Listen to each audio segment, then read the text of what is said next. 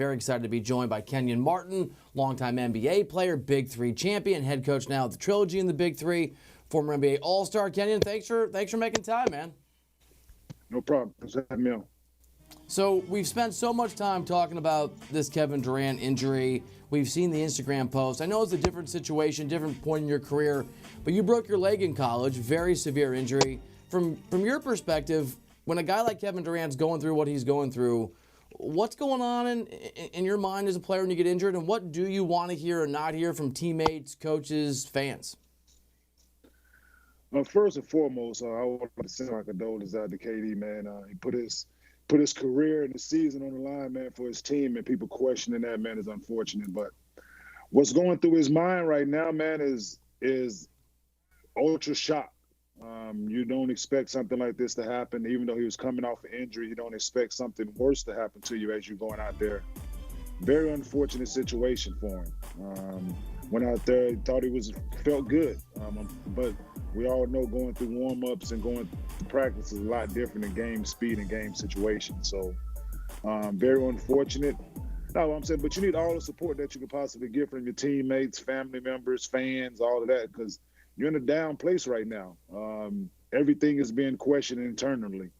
So all the support that you can get, I'm pretty sure his mother is doing a great job with that. His brother is doing a great job with that.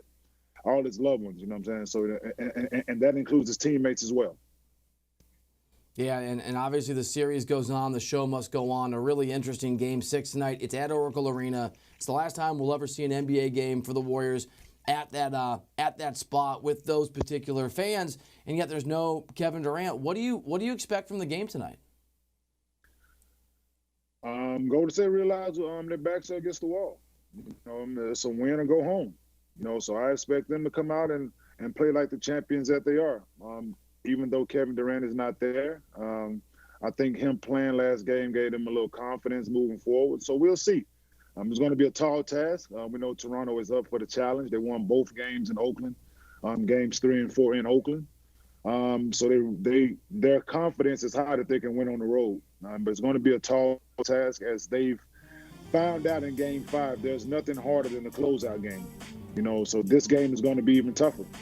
And if they mess around and don't get this one tonight, they can pretty much cancel their season, because they've never been in this situation to force a Game 7. Been in a Game 7 on this magnitude. First couple rounds of Game 7 is not the same as Game 7 of the finals. So if they mess around tonight, they should be very, very, very worried. Yeah, it's really interesting how that pressure and that momentum can shift so quickly. I think we saw that in 2016 when Cleveland was down 3-1 and they broke in Game 5 at Oracle. They held serve at home, and then exactly what you're talking about happened, even to a Warriors team that had won an NBA championship. And we'd started the show, Kenyon, talking about just the historical level of accomplishment so far of Kawhi Leonard and Steph Curry. And for each of these guys, what's on the line if their teams get a championship? Steph would have 4 rings, and we'd presume his first NBA Finals MVP, depending on what happens tonight and maybe on Sunday if there's a Game 7. And Kawhi would have 2 championships, at least at an earlier age than Michael Jordan, LeBron James, Shaquille O'Neal, a bunch of names. So maybe let's start with Kawhi. Where do you regard this guy, not just in the game today, but where he could finish his career historically? Is he an all-timer? Is he a Hall of Famer already? How should we be thinking about Kawhi Leonard and his legacy years from now when he's done playing the game? I think we need to enjoy what Kawhi is doing right now. Don't try to put him with the all-time greats. He still have a lot of career to go. Of course, he's one-time Finals MVP already. If they were to pull this one off, of course, he's going to be 2-time Finals MVP. But he has a long career to go, man. I think let him enjoy it. He's worked his tail off to get to this point. He is one of the better players in our game, one of the best two-way players in our game, so just let him enjoy it. You can give him his fruits while he's still here, of course, but just let him enjoy the process, man. Comparing him and putting him with this person, comparing him to Mike, comparing him to Kobe, comparing him to LeBron, comparing him to KD, let's stop the comparison. Let's just enjoy what these guys are doing for our game. They're all great. The guys that came before Kawhi was great. So just give those guys their fruits, and let's give Kawhi his fruits as well. And one team that's not enjoying Kawhi Leonard, this Warriors team, it would have to go 7, but if the series goes 7 and Kawhi scores even close to what he scored so far per game, he could score the most points in the history of a playoff series. If you're this Warriors team, and Andre Iguodala's been pretty effective on him, but what have you seen, Kenyon, that Golden State can try to do to just slow Kawhi down offensively? I think the absence of Kevin Durant is huge in this instance because his length and his willingness to defend could have affected the way Kawhi approached the game. But you're throwing different bodies at him. They've tried just about everything so far in this series. They've trapped him. They've tried to play him one-on-one. They've switched pick and rolls, which I don't agree with whatsoever. But it's not my team. But no, they've tried everything so far through 5 games. And the first 3 rounds, the other teams tried the exact same thing. So that's what great players do. There's no defense for greatness, and he's proven that he's working on being great. And if he's continues up this scoring pace, like you said, he's scoring more points in the playoffs than anybody else, and his team needs that. His team needs that. A lot of the guys has been up and down throughout the playoffs, guys who they depend on.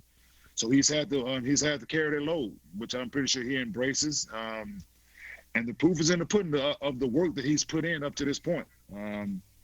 He was a great defensive player, decent athlete when he came in, but now he's one of the better scorers in our game, which that's just a testament to his hard work and dedication. All right, Kenyon. So I've never seen a 1-box in the NBA before. They've thrown that at Steph Curry. They've been physical against him, and they've made it hard on him. Assuming that Nick Nurse and this Raptor staff continues to scheme, as effectively as they can against Steph, who else from this Warriors team offensively needs to step up to take some of that pressure off? Of course, Clay. Clay has to be himself. Clay has to be aggressive from the beginning of the game. Take some of that pressure off of Steph. Draymond needs to push the pace like he has been. But the other guys surrounding Cash need to do their job. Andre Iguodala, former Finals MVP, just be solid. Sean Livingston.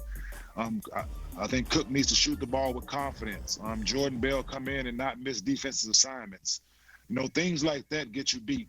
And not turn the ball over. They average 16.5 turnovers a game. So when you're turning the ball over like that in the finals, your chances of winning are going to be slim and none. So I think if they take care of the ball tonight and those guys just come and do their job, the surrounding guys do your job, Steph and Clay continue to carry them offensively. But back to your point with the boxing one, I've never seen a boxing one in the NBA. You got to give credit to Nick Nurse and his staff for throwing that out there. It was a shock. It was the right time out of a timeout, the perfect time to do it. So we'll see. They boxing 1, triangle in 2. So you never know what they're gonna throw out tonight. Yeah, no, we can literally now say that we've seen everything. Kenyon, before we let you go, we've seen this growing movement of young, talented players, in some cases foregoing college, playing abroad. I think Luka Doncic showed a lot of people that if you go to some of these leagues in Europe, it is real basketball and it prepares you in a serious way for the NBA. Reports that your son may not play at Vanderbilt, may play abroad. Is there anything you can tell us about that situation and his plans? Yeah, just the closest school got. He just had second thoughts, and he believed in his ability. I believe in his ability. With R.J. Hampton going to New Zealand team, New Zealand Breakers, it just opened my son's eyes to a different way of thinking. He's always believed, he's believed in his ability. So we're just exploring different options. We informed Vanderbilt what we were thinking. And we're just exploring different options for him, whether it's abroad, whether it's the G League, whether it's sitting out a year. It's just exploring options, whatever the best route for him to be to get to his ultimate goal, which is playing in the NBA.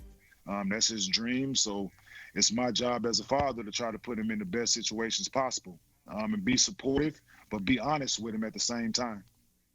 Kenyon Martin, really enjoyed the conversation. Thank you for the insight, and you and I, the rest of us, will all be enjoying Game 6 tonight, come what may. Thanks for being here. Thanks for having me on.